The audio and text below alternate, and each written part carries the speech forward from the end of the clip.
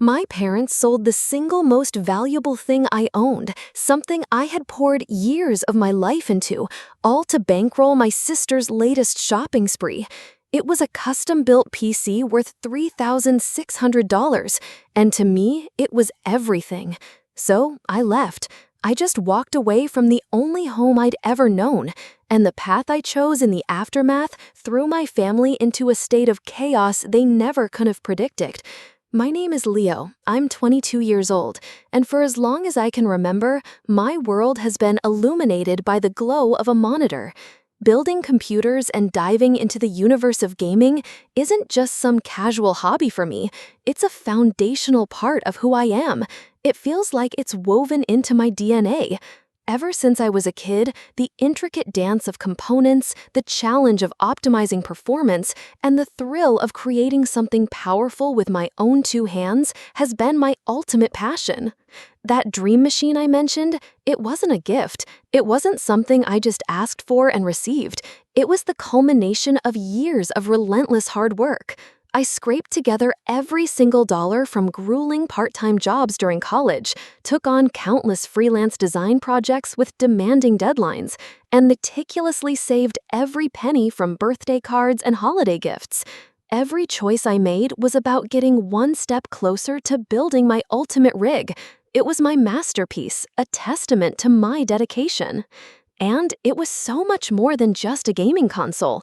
That PC was my gateway to the future. It was the powerful engine behind my freelance graphic design business, a side hustle that not only helped me pay for my own expenses, but also equipped me with a professional skill set I was proud of.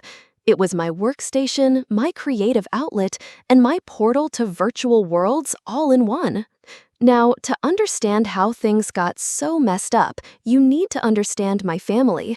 My parents operate under the firm belief that they always know what's best for everyone. The problem is, their definition of best almost always exclusively benefits my younger sister, Chloe. At 18, Chloe has mastered the art of being the family's golden child. She is the center of their universe, the sun around which they both orbit.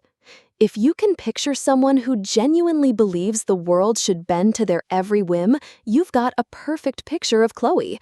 Her entire existence is a curated collection of designer clothes, ridiculously expensive shoes, and whatever accessory is currently trending on social media. My parents move heaven and earth to ensure she never has to experience a single moment of want. They'll bend over backward, even if it means completely breaking my spirit in the process. I grew up in a household where the pecking order was painfully obvious. Chloe always came first. It was an unspoken rule, a fundamental truth of our family dynamic. If the budget was tight for the month, it was a given that I would be the one to make the sacrifice. It was my expense that got cut, my need that was deemed unnecessary. My mom had a whole collection of phrases to justify it. "You're the older one, Leo. You can handle disappointment so much better," she'd say with a placating smile. Or, "You're a boy. You just don't need as much as she does." I learned to live with it.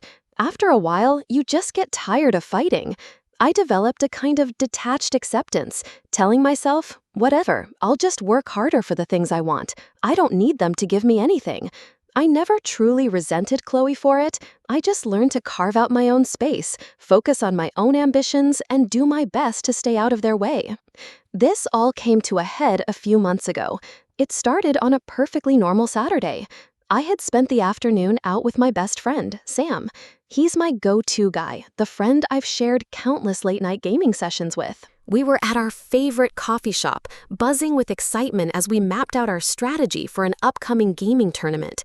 We were absolutely convinced we had what it took to dominate the competition. I came home later that afternoon feeling energized and ready to put our plans into action. I walked down the hall to my room, my mind already on the practice drills I was about to run. But when I pushed open my door, I stopped dead. A cold, hollow feeling washed over me. My desk was completely bare. My PC tower, my curved gaming monitor, my specialized mouse and keyboard, my headset, all of it, just gone. For a wild second, my brain leaped to the most logical conclusion. I'd been robbed. My heart hammered against my ribs as I quickly scanned the rest of my room, but nothing else was disturbed. My wallet was on my dresser, my laptop was still on my bed. Nothing else in the house seemed out of place. Panic began to bubble in my chest. I bolted from my room and ran downstairs, finding my parents sitting in the living room. They were just sipping coffee, chatting casually, as if it were the most peaceful Saturday afternoon in the world.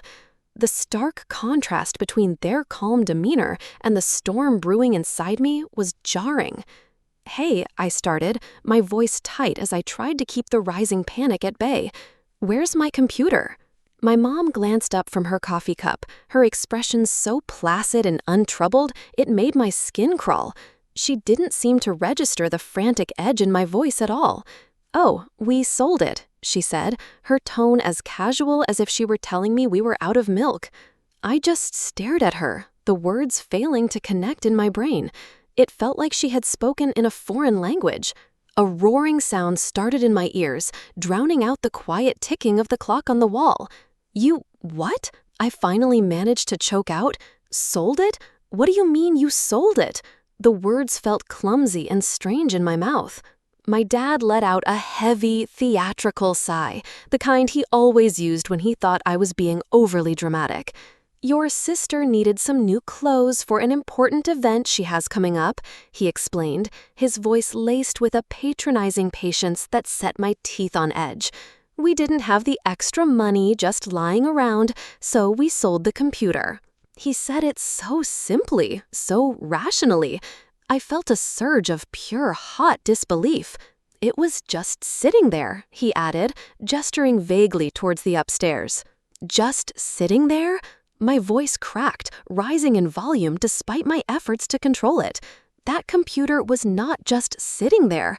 I worked for years to build it. I use it for my freelance work. How am I supposed to get anything done? "Don't you dare take that tone with us," Mom snapped, her placid demeanor vanishing in an instant. Her eyes narrowed. "We are your parents, and we did what we felt was best for the family. Chloe has an important social event, and you can always just save up for another computer. It's not the end of the world."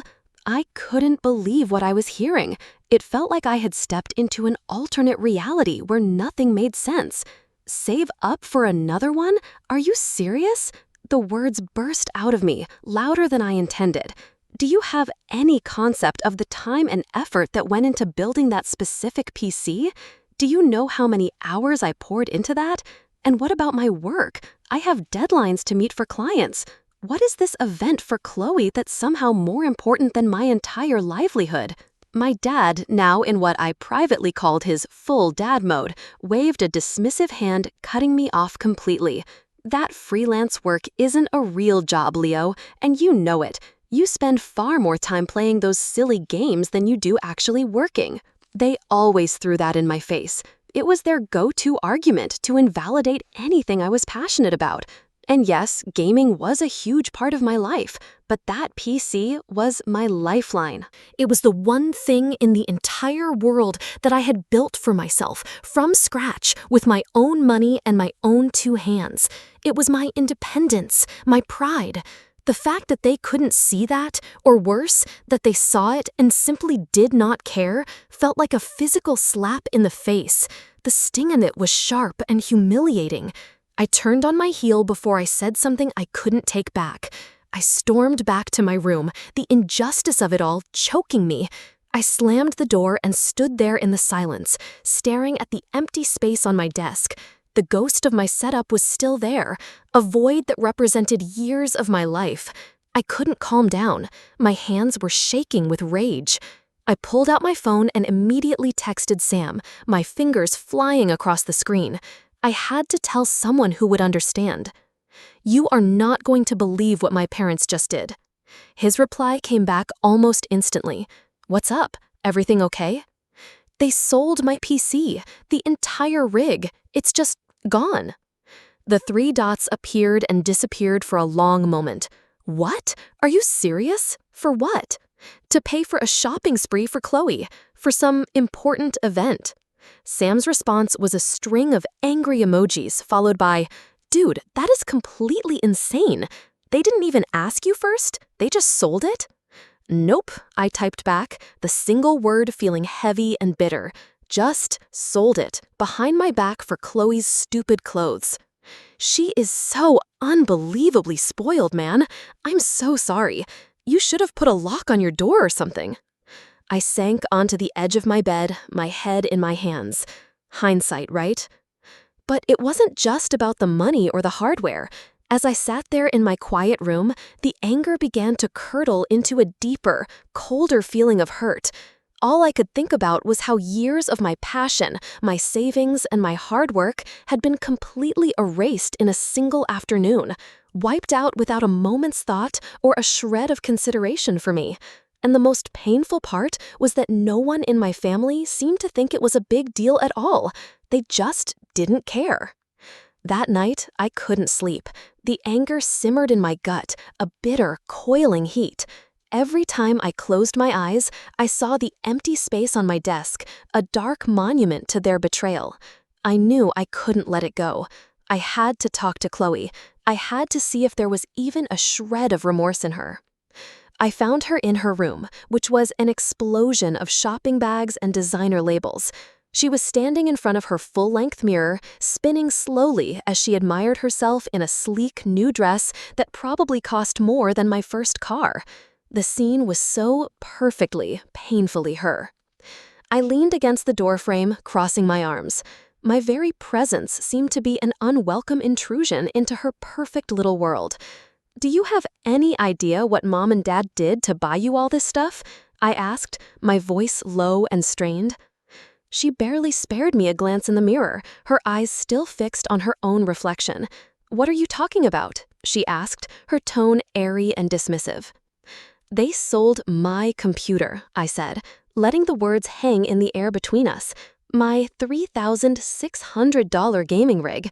It's gone, just so you could have your designer haul." Chloe finally stopped spinning and shrugged, a tiny, indifferent motion of her shoulders. She smoothed down the fabric of her dress, her focus entirely on her appearance. "So," she said, "it's just a computer. You can always build another one."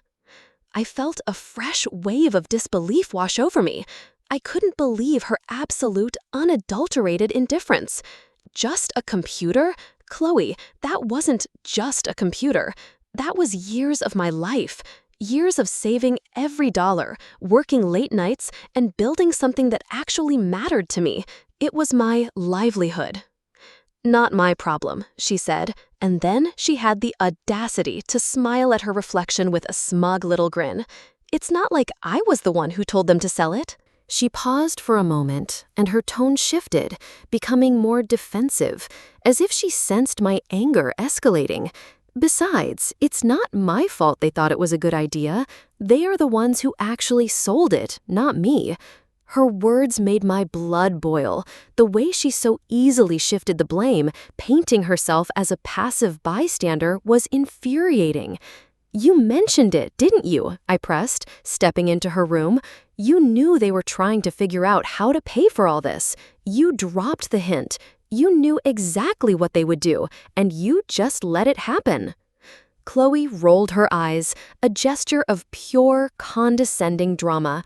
"Oh, please, don't act like I have some kind of mind control over what Mom and Dad do. If they sold your precious little computer, it's only because they decided it was the best choice for the family." She turned to face me fully, her expression cold. "That is on them, not me." I just stood there, staring at her, momentarily stunned by her heartlessness. She wasn't just deflecting, she was utterly convinced she had done nothing wrong. She paused, then added another layer of insult to the injury, her voice dripping with disdain. "Maybe if you weren't so completely obsessed with your little games, you would understand what is actually important in life. I have an image to maintain. You're just sitting in your room playing video games all day." I walked out before I said something that would get me thrown out of the house for good. I had to get away from her, from the toxic, self-absorbed bubble she lived in. Talking to Chloe was like talking to a wall. It was completely pointless. She couldn't see the problem because in her entire life, she had never once been forced to work for anything. Everything she ever wanted had been handed to her on a silver platter, and our parents were more than happy to keep serving her. The next few days were excruciatingly tense. My parents walked around pretending that absolutely nothing had happened, that they hadn't just shattered my trust and stolen from me. Meanwhile, Chloe paraded around the house in her new clothes, each outfit a stinging reminder of what I had lost. Every single time I thought about how casually they had made that decision, how easily they had dismissed something so fundamentally important to me, my frustration grew into a cold, hard knot in my stomach. Sam kept checking in, his texts a lifeline in the suffocating atmosphere of my own home. He was trying to keep me grounded, to stop me from sinking completely into my own anger. "You have to do something, man," he texted one afternoon. "You can't let them get away with this." And he was right. I knew he was right. I couldn't just sit back and let them treat me like a doormat, like my feelings and my property were completely irrelevant. But another part of me, a tired, beaten down part, kept thinking about just sucking it up and ignoring it, just to keep the peace. I truly didn't know what to do anymore. Was I overreacting? Was this just how families worked? But then I thought about Chloe's smug grin and my dad's dismissive wave.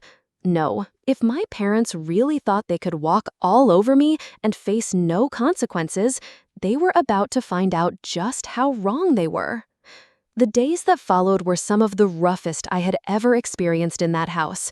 I could barely even look at my parents without feeling a hot, simmering rage course through my veins. Every time Chloe waltzed past me, flaunting another piece of her designer haul, it felt like she was intentionally rubbing salt in a very fresh wound. I tried to avoid them all as much as possible, which meant I spent most of my time holed up in my room with nothing but my old, beat-up laptop for company. I tried to keep up with my freelance work on it, but it was an exercise in pure agony. The machine was painfully slow, like trying to use a toaster to bake a multi-layered cake. It would freeze if I had too many tabs open, and the design software would crash at the worst possible moments. One afternoon, I lost nearly an hour of detailed work on a client's logo when the screen just went black without any warning.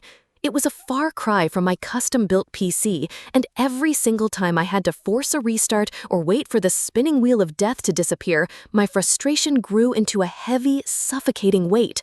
Sam was an absolute lifeline during all of this. He seemed to have a sixth sense for when I was about to lose my mind. He would call me at random times just to check in, or he would send me a funny meme or a link to a new game trailer, anything to pull my head out of the toxic environment I was stuck in. He kept me sane when I felt like I was completely drowning in my own frustration. During one of our late-night calls, as I was venting yet again about how unbelievably my family was acting, he said something that really stuck with me. "You know the old saying, right? It's not personal, it's strictly business." He paused for a beat. "Except in your case, Leo, they took something deeply personal, and now they're trying to treat it like it was just some simple business transaction. They've got it completely backward." He was just trying to offer some perspective, but his words hit me like a lightning bolt. This wasn't just about a financial transaction. This was about my family showing me, in the clearest terms possible, exactly where I stood in their list of priorities. I was at the bottom. My work, my passion, my property, it was all disposable to them. In that moment, I realized I had to do something drastic. This was no longer just about getting my computer back. It was about forcing them to see that they couldn't keep treating me like an afterthought, like some second-class citizen in my own home. So I started to prepare. I gathered every single piece of proof I could find that the PC was unequivocally mine. I spent hours digging through old emails, finding the digital receipts for every component I had ever purchased. I scrolled back years on my phone to find photos I had taken during the build process, pictures of me with a triumphant smile, holding up a brand new graphics card or carefully seating a processor. I even took screenshots of my freelance earnings from my bank account, creating a clear financial record that proved how vital that machine was for my work. I was building a case, piece by piece. I also managed to track down the person who had bought my PC. My parents had sold it through an online marketplace, and I found the original listing. I reached out, explaining the situation as calmly as I could. The buyer was sympathetic to my story, which gave me a brief flicker of hope, but they were also firm. They had bought it in good faith. There would be no refunds unless I could pay them back the $1,200 my parents had sold it for. $1,200. They had sold my $3,600 rig for less than a third of its value. The number was another insult, another testament to how little they cared. And now, here I am. I'm actually thinking about just letting the whole thing go. It all seems like so much trouble for something I might not even win. The thought of having to confront my parents again, of sitting them down with my folder of evidence like some kind of prosecutor, makes me want to smash my head against a wall. The exhaustion is starting to set in. Am I overreacting to all of this? I keep asking myself that question. Should I just try to suck it up and move on? Part of me wants to, but another part of me knows I can't. I didn't think things could possibly get messier, but somehow they have. For a couple of days, I was completely torn. I kept weighing my options, going back and forth between staying silent to keep the peace and launching an all-out war to reclaim what was mine. I was talking it over with Sam, explaining how just the thought of another confrontation made me feel sick. He listened patiently until I was done, and then he said the one thing that cut through all my anxiety. Leo, I get it. It's exhausting. But if you don't stand up for yourself right now, what happens next time? They'll just keep doing it. They will think they can take whatever they want from you whenever it's convenient for them because you've shown them that you'll just accept it. He was right. Oh my God, he was so right. This was bigger than the PC now. This was about respect. It was about drawing a line in the sand so deep they could never cross it again. So I decided to confront them at dinner. It was the only time I could guarantee they would all be in one place, a captive audience for what I needed to say. I sat down at the cable that night, my heart pounding a nervous rhythm against my ribs. I stared at my parents as they made small talk about some neighborhood gossip, completely oblivious to the storm that was brewing. Chloe was, as usual, glued to her phone, a small, self-satisfied smile on her face as she scrolled endlessly through her feed. My mom was mid-sentence when I decided I couldn't wait any longer. I cut her off. "I want my money back," I said. My voice was quiet, but it sliced through the casual dinner chatter like a knife. I placed the folder full of my meticulously gathered documents on the table with a soft but firm thud. My dad raised an eyebrow, a flicker of annoyance in his eyes. "What money?" "The $1,200 you got from selling my PC," I said, meeting his gaze without flinching. "I built that computer with my own money, every single part. Legally, it belonged to me. You had absolutely no right to sell it." My mom let out a long, exaggerated sigh, the kind she reserved for when I was, in her words, a difficult toddler throwing a tantrum. "Leo, we have already been over this. Your sister needed our help, and we made a decision as a family." "No," I shot back, my voice gaining strength. "You made a decision for the family without even asking the person it affected. That isn't a family decision. That's theft, plain and simple." My dad leaned back in his chair, his expression darkening into a familiar mask of paternal authority. "Watch your tone, boy," he warned, his voice low. "We are your parents. Everything in this house technically belongs to us. You live under our rules. You follow our rules." "That is not how it works," I said, keeping my voice as steady as I could, even though I wanted to stand up and scream at them. I pulled a receipt from the folder and held it up for them to see. "This receipt says I paid for the graphics card with money from my own bank account. This one is for the processor. I have one for every single component.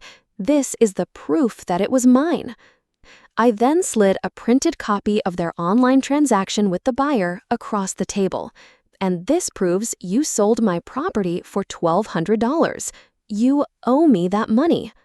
My mom actually gasped, placing a hand over her heart as if I had physically wounded her. How dare you accuse us of stealing?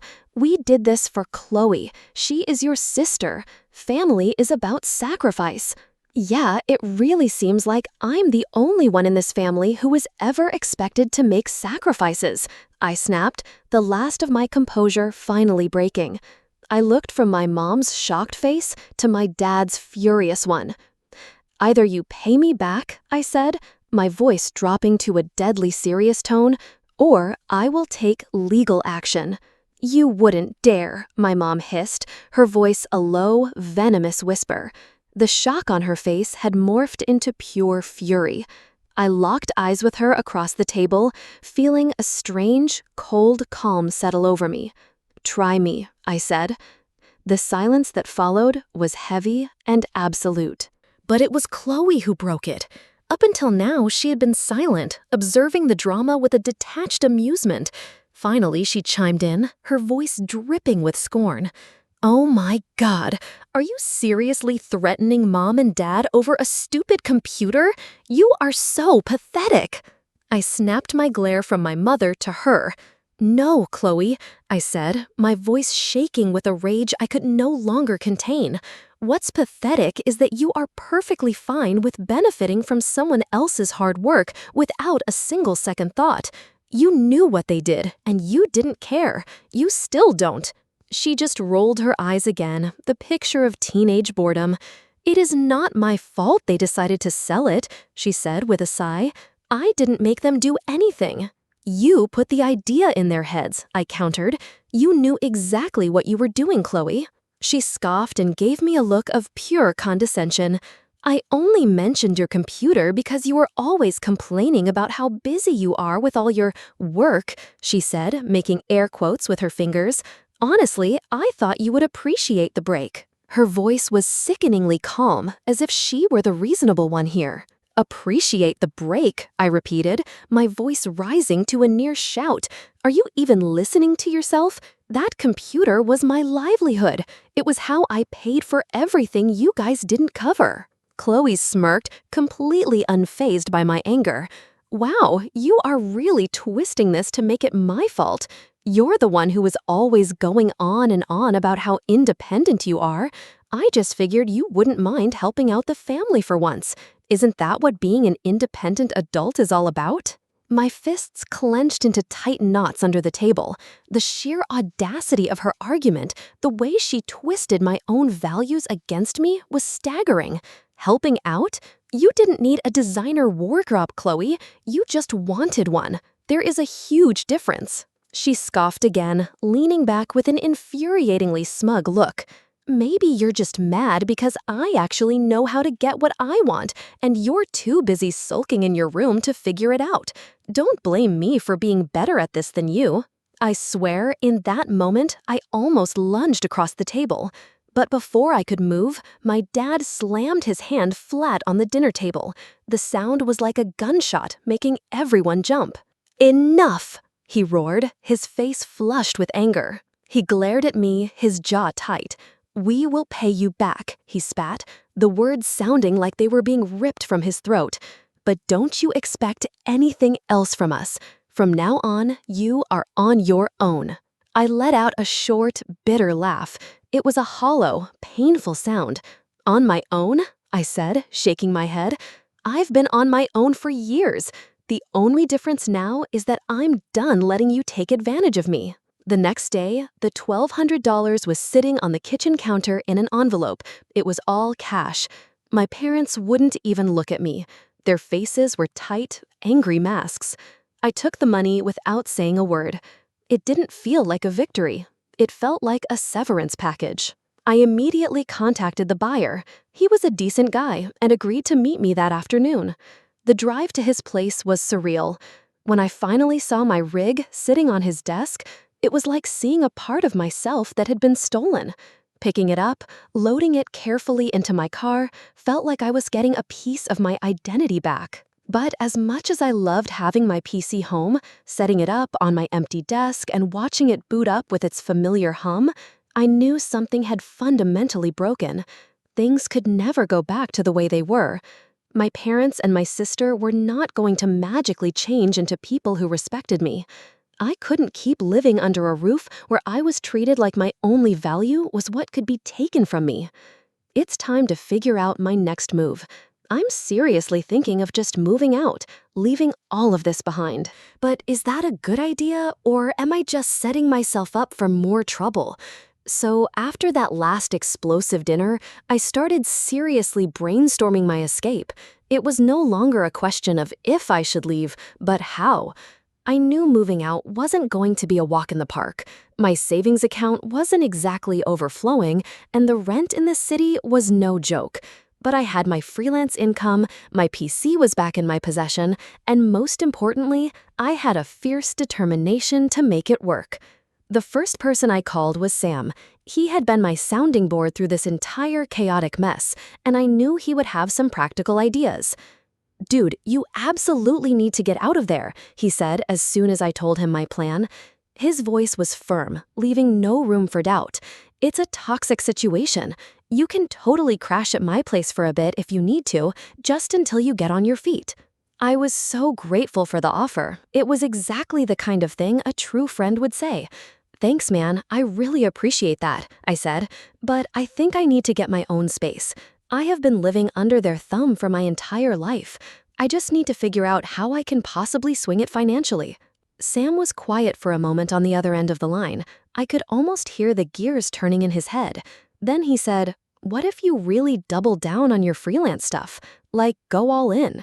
You're really good at it, Leo, and there's definitely a demand for that kind of design work out there. You could even start streaming again." He wasn't wrong. I had dabbled in streaming a while back, but life and the general stress of my family situation had gotten in the way. Now, with my rig back online and a fire lit under me, it seemed like the perfect time to give it another serious shot. It could be the extra income I needed. That very night, armed with a new sense of purpose, I started my research. I spent hours online, scouring apartment listings with my tight budget as the main filter. I focused on small studio apartments or rooms in shared housing. After scrolling through what felt like hundreds of depressing and overpriced options, I found it. It was a tiny place, just a few miles away. It wasn't much to look at in the pictures, basically a single room with a small kitchenette crammed into one corner and a tiny bathroom. But it was clean, it was within my price range, and it was far enough away that I wouldn't feel like I was still living in their shadow. I reached out to the landlord, who thankfully agreed to meet me for a tour the very next day. When I walked into the apartment, the reality of what I was doing finally hit me. The place was bare bones, with pale, empty walls and a floor that creaked with every step. But as I stood there in the quiet space, I didn't see what was missing. I saw a blank canvas. I saw freedom. I wanted it more than anything. I signed the lease that same day. As soon as my signature was on the paper, I felt a physical weight lift from my shoulders, a tension I didn't even realize I had been carrying.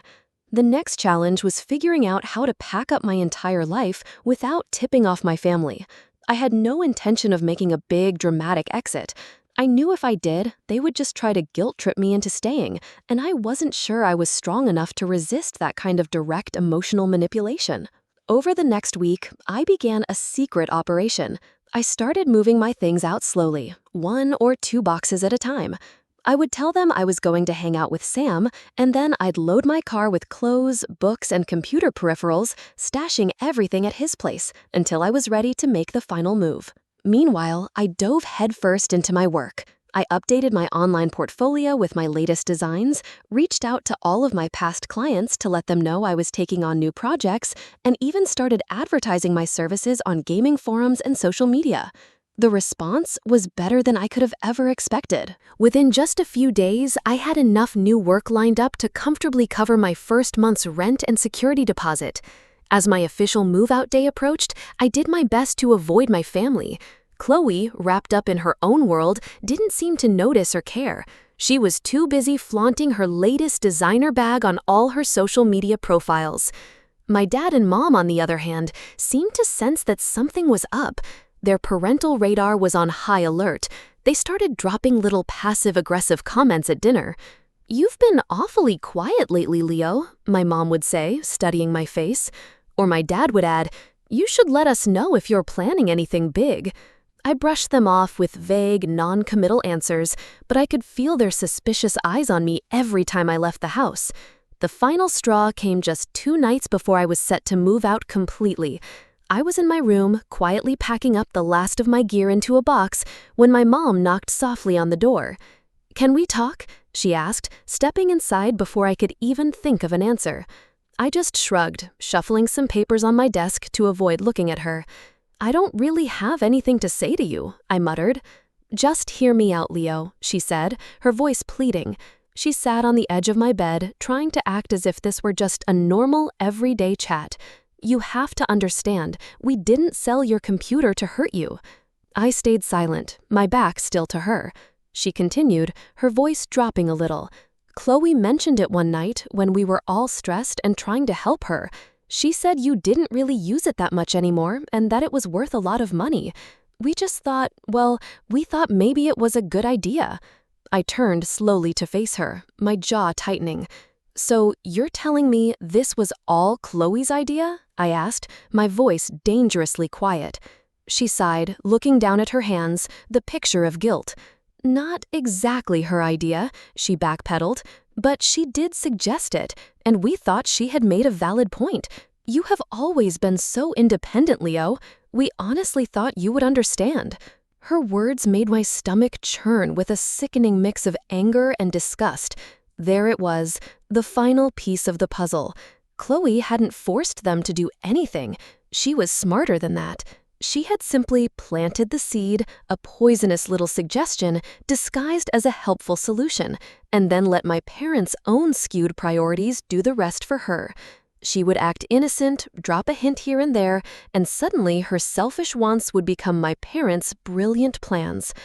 I looked at my mom, at her weak, half-hearted explanation, and I felt nothing but a profound sense of disappointment. She thought this was supposed to make it all better. She didn't respond to my silence. Instead, she just stood up and left my room, leaving her pathetic excuse hanging in the air between us. That was the moment I knew, with absolute certainty, that leaving was the only choice I had. The morning of my move arrived faster than I had expected. I was up before dawn, moving in the quiet darkness of the house. I loaded the last of my boxes into my car, my movements silent and deliberate. Before I left, I paused in the kitchen and left a short note on the counter. It wasn't dramatic or angry. It was just a few simple lines explaining that I needed some space and time to focus on myself. I knew that if I tried to explain everything in person, they would just turn it around and try to guilt me into staying, and I couldn't let that happen. This had to be a clean break. Sam met me at the new apartment, a cheerful grin on his face, ready to help me unload. As we carried my things up the single flight of stairs, a sense of real freedom, something I hadn't felt in years, began to settle over me. The last thing we brought in was my PC. As we set it up in the corner of the small room, it felt like I was finally planting my flag, claiming this little space as my own sovereign territory. That night, for the first time in months, I went live on my streaming channel. The little notification blinked on, and a few viewers trickled in. The count was small, much smaller than what I used to have, but for the first time, it didn't matter. I wasn't doing it for the numbers. I was in my own apartment, at my own desk, playing a game I loved on a machine I had fought to get back. I was in control. I have to admit, there is a bit of a weird feeling hanging over me, a quiet hum of anxiety about what comes next. But I'm trying my best to push through it. This is my new beginning. If anything else pops up, I'll be sure to post an update. Hey everyone, so here's an update on how things have been since I moved out. I honestly thought that leaving the house would be the end of the drama, that I could finally just close that chapter and move on. But boy, was I wrong. The first full day in my new apartment was strange. It was quiet. I spent the morning tackling freelance gigs and trying to map out a consistent stream schedule. But there was a nagging thought I just couldn't shake. Would my parents even really care that I had left? Or would they just write it off as me being dramatic again, confident I would come crawling back in a week or two? I wasn't looking for their validation anymore. I'd given up on that a long time ago. But a small part of me was morbidly curious if my absence had even registered. By mid-afternoon, I got my answer. My phone started ringing, and my mom's name flashed on the screen. I stared at it, my heart starting to pound, and I let it go to voicemail. A minute later, the notification popped up. Her voice in the message was tight with controlled anger. "You could have at least told us you were leaving in person, Leo," she said. "Your father and I are very, very disappointed in how you've handled this. Family is supposed to be about sticking together, not just running away when things get hard." I deleted the voicemail before she could finish. A few minutes later, my dad tried calling. I ignored his call too. Then came the text barrage. It was like they were coordinating an attack. Mom started, "You have really hurt your mother with your actions," followed by Dad a minute later, "This is reckless, Leo. You are not thinking clearly." And another from Mom, "We have always done what we thought was best for you and for this family." I put my phone on silent and set it face down on the small kitchen counter. I refused to let their guilt-tripping derail my first day of freedom. I had work to do. But that evening, as I was getting ready to start my stream, a new message popped up, lighting up the screen. This time, it was from Chloe. "You actually left? Lol. Guess you couldn't handle it after all. Anyway, Mom is completely freaking out, so you might want to call her before she has a total meltdown." It was such a textbook Chloe response, so utterly devoid of empathy and dripping with condescension that I didn't even feel angry. I just felt a quiet, sad confirmation that I had made the right choice. I didn't bother replying. Instead, I focused on my stream. I was starting to get a small but incredibly supportive group of regular viewers. They were awesome. They brought a sense of community that I hadn't even realized how much I needed. These were people who actually appreciated my skills, who showed up just to hang out and watch me do something I was passionate about. It was more refreshing than I can possibly describe. The next few weeks fell into a pattern. On one hand, my life was moving forward in a positive way. My freelance gigs were picking up steam, and my streaming audience was slowly but surely growing. On the other hand, my parents would not stop trying to reel me back into their orbit. The texts just kept coming, alternating between pathetic guilt trips and outright anger. "You are turning your back on your family," my mom wrote one day. "Chloe is very upset too. Don't you even care about how your actions are affecting all of us?" Chloe, upset? That was rich. I almost laughed out loud. She had barely acknowledged my existence when I lived there, unless she wanted something. Now I was supposed to believe she was heartbroken over my departure? I ignored the texts, but they always left a bitter taste in my mouth. One evening, Sam came over to hang out. "So," he asked, grabbing a drink from the fridge, "have your parents calmed down at all yet?" "Nope," I said, shaking my head. "They're still texting me almost every day, like I owe them some kind of explanation for my own life. It's a classic guilt play." "You think they'll ever just let it go?" he asked. "Probably not," I admitted, "but I'm not going back. Living there, man, it just wasn't healthy. They don't respect me, and they never will." Sam gave me a knowing look. "Yeah, I know. But have you ever actually told them that, straight up?" I paused, thinking about it. He had a point. I had been ignoring them, stonewalling them, but I had never actually confronted them with the simple, unvarnished truth at the root of the entire problem. Part of me didn't want to, because I knew, deep down, that it wouldn't change anything. But maybe, just for my own peace of mind, I needed to say my piece one last time. The next day, I sat down with my phone and started typing. It took me a long time to find the right words. I typed and deleted, rephrased and restructured, wanting to make sure that my final message was perfectly clear, calm, and absolute. This wasn't about anger anymore. It was about truth. Eventually, I sent a single message to both of my parents. I have made my decision, and I am not coming back to live at the house. This is not about being selfish or running away. This is about finally doing what is best for me.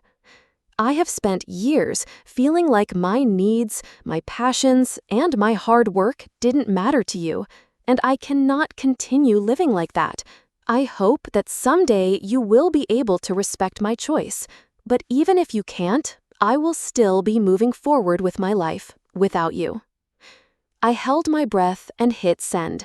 The moment I did, a profound weight I had been carrying for my entire life lifted from my shoulders. It was terrifying, but it was also incredibly liberating. I wasn't expecting a positive response, and I certainly didn't get one. My mom replied almost immediately with a long, rambling wall of text about how ungrateful I was being, how they had always sacrificed for their children, and how Chloe's happiness had always been a priority because she was younger and simply needed more emotional and financial support than I did. My dad's follow-up was much more blunt. "You will regret this someday."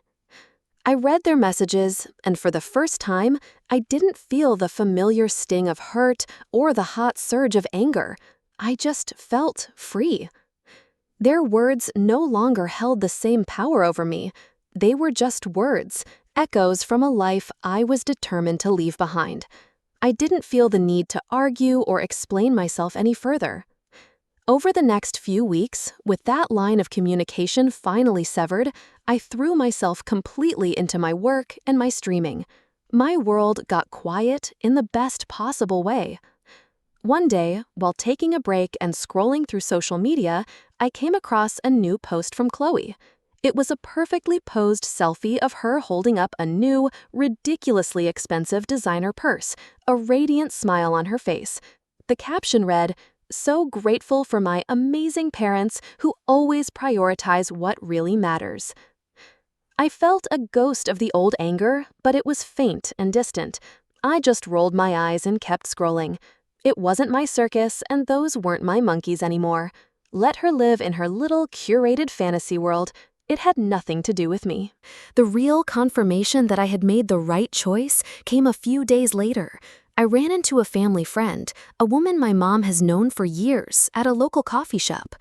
"Leo, I heard you moved out," she said, her eyebrows raised in a way that told me she was fishing for gossip.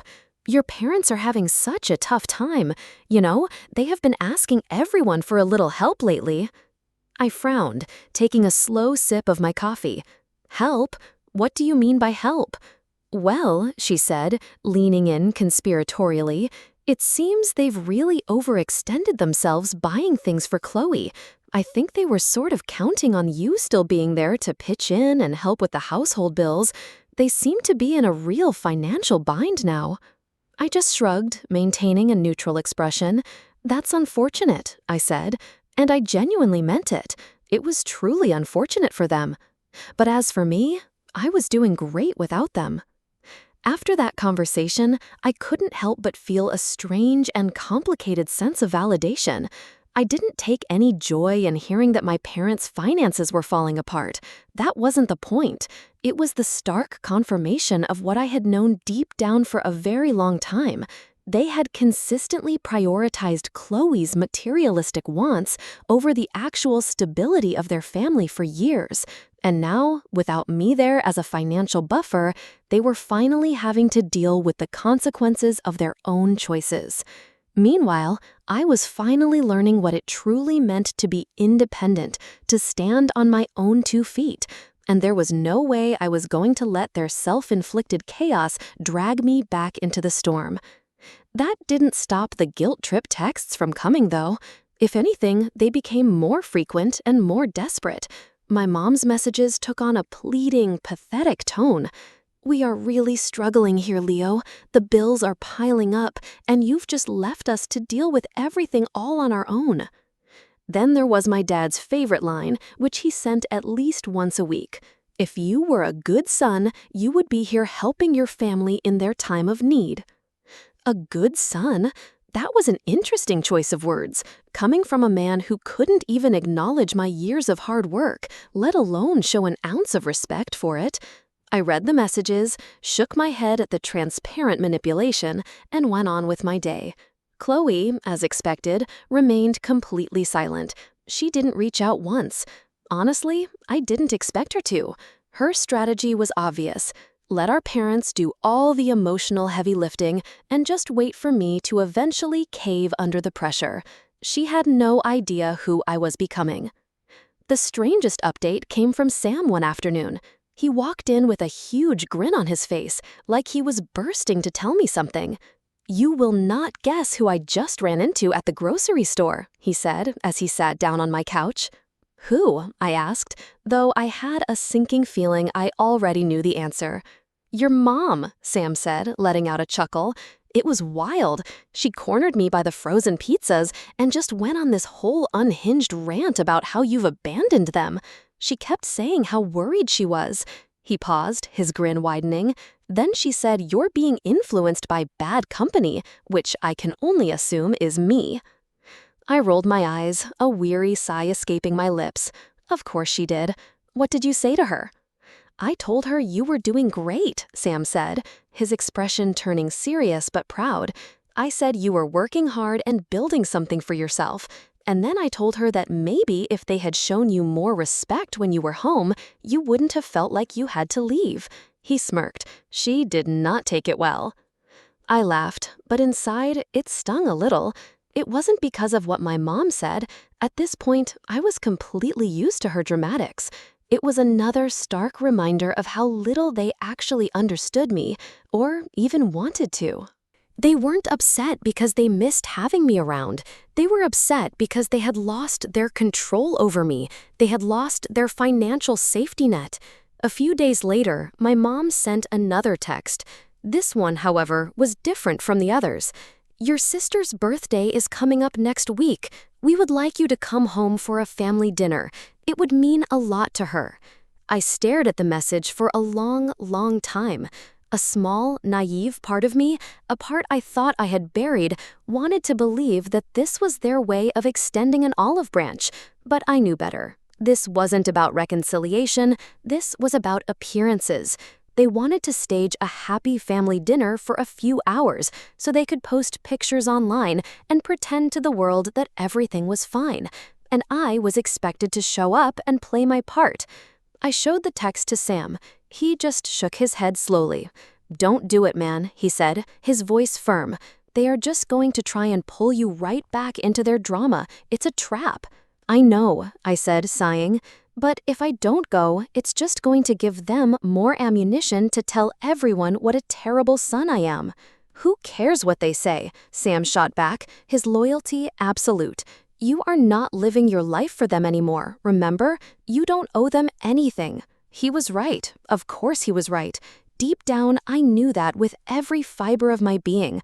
But actually saying no to my family, even after everything they had put me through, was still harder than I wanted to admit. So I did something I hadn't done since the day I moved out. I called my mom. When she picked up, her voice was dripping with a fake, sugary warmth that made my skin crawl. "Oh, Leo, honey, it is so good to hear from you." "Hey, Mom," I said, keeping my own tone as neutral and steady as possible. "I got your text about Chloe's birthday." "Yes," she said quickly, her voice bright and cheerful. "We're having a nice little dinner, just the family. Chloe would just love for you to be there." This was it, the final test. "I don't think I can make it," I said firmly. "I am really busy with work right now, and honestly, after everything that has happened, I don't think it would be a good idea."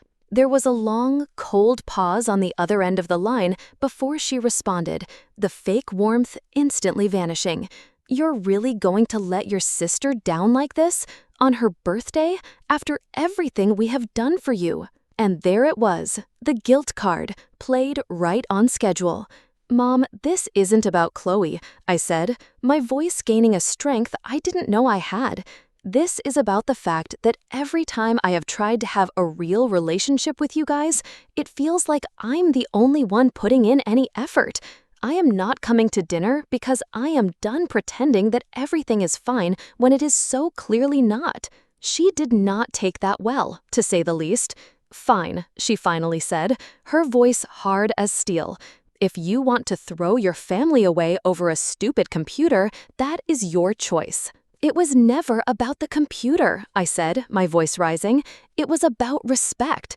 It was about the fact that you saw something I worked for, something I loved, and you decided it was worthless compared to a new wardrobe for Chloe. That is not a choice I made, it's a choice you forced on me." "Don't you dare twist this," she hissed. "But fine, be that way. Just don't come crying to us when you realize what you've lost." That was the last straw. The final thread of my patience snapped. Lost? "Mom, I have spent my entire life trying to earn your approval, and it has never, ever been enough. I'm not throwing anything away. I'm just finally, for the first time in my life, putting myself first. Goodbye." I hung up the phone before she could respond. My hand was shaking, but my heart felt steady. It felt like I had finally cut a thick, heavy rope that had been holding me back for years. I wasn't sure what would come next, but I knew with absolute certainty that I could no longer live in their shadow. I opened my phone's contact list, and with 2 simple taps, I blocked both my mom's and my dad's numbers. It wasn't an easy decision, but I knew it was a necessary one. The constant barrage of texts and calls wasn't helping anyone. I needed real, uninterrupted space to focus on my own life. Chloe never even bothered reaching out, which honestly just made it all easier. With the family drama finally and truly out of the picture, I was able to throw myself fully into my work and my streaming. One night while I was live, someone in the chat asked a simple question: "What made you decide to start streaming full-time?" For a moment, I hesitated. I had never talked about my family situation publicly. It felt too raw, too personal. But then I looked around my small apartment, at the life I was building for myself, and I realized it was my story to tell. "I started streaming because it's something I'm passionate about," I said to my audience. "But it's also because I wanted to prove to myself that I could build something entirely on my own without anyone holding me back or telling me my passions were worthless." The chat immediately lit up with messages. "Respect, man. You're an inspiration, dude. So glad you're here." It felt so good to know that people appreciated what I was doing, not just for the gameplay, but for the story behind it. As the weeks turned into months, I noticed a profound change in myself. I wasn't angry anymore. I still didn't want a relationship with my parents or Chloe, but the constant simmering rage had faded, replaced by a quiet sense of peace. Cutting ties had given me the clarity I needed to move forward, and for the first time, I felt truly and unconditionally free. One day, Sam and I were hanging out, and he asked, "So, do you think they will ever actually apologize?" I shrugged, a small smile on my face. "Probably not, but honestly, I don't need them to.